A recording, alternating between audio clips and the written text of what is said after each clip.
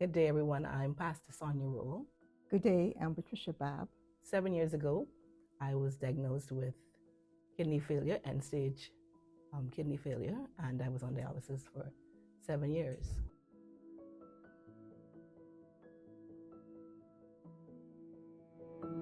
Went to visit Florida to a family member, and I started having a little pain. I went into the doctors, and they told me that I should have started dialysis a long time ago. Well, around that time, emotionally, it was very upsetting because I was trying to figure out, I didn't have any symptoms. I didn't know what symptoms to look for, didn't really understand what dialysis was, didn't understand the meaning of it. And here it is, it's something that now I have to prepare myself for, not even really understanding what it was all about.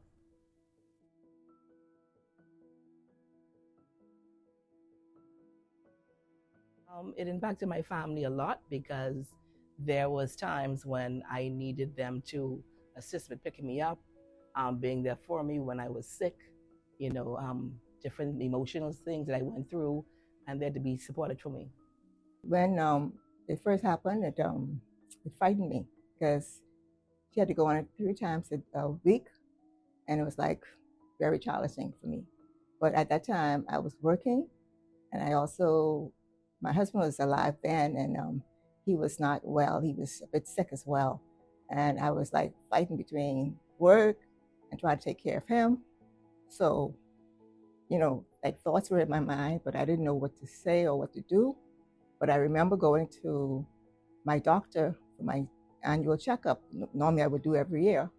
And I said to him, Doc, my daughter has just started dialysis. I said, and she needs a kidney. So his words to me was, what are you waiting for? I said, well, Doc, I'm working.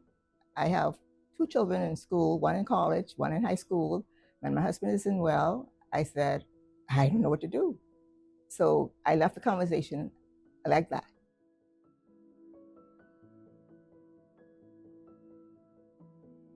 Well, earlier on in the process, before my mother, it was my husband. And then he ended up passing, and then he ended up being on dialysis as well. And so my mother stepped in, and the rest was history. She was a match, and we went forward and had it done, and here it is. I'm here today.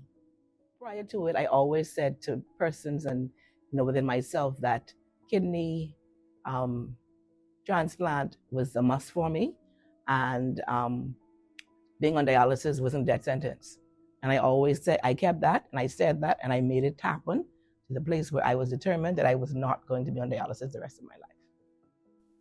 God was in the midst of all of this, because I'm sure if it wasn't for him, it wouldn't have happened.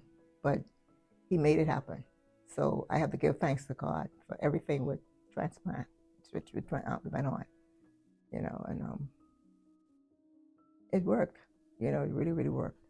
So my words to anybody that you just gotta have the faith to believe that it can work.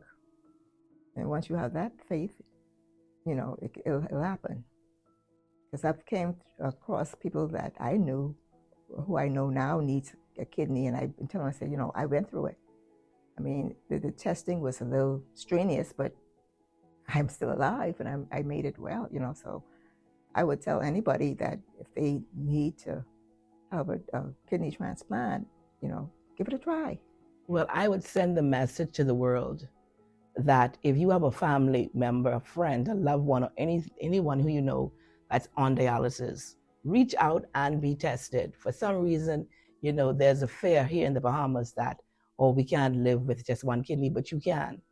You can actually physically live with other kidneys. I would say to anyone with your family, friends, and loved ones there on dialysis, please go and assist. Go and be tested.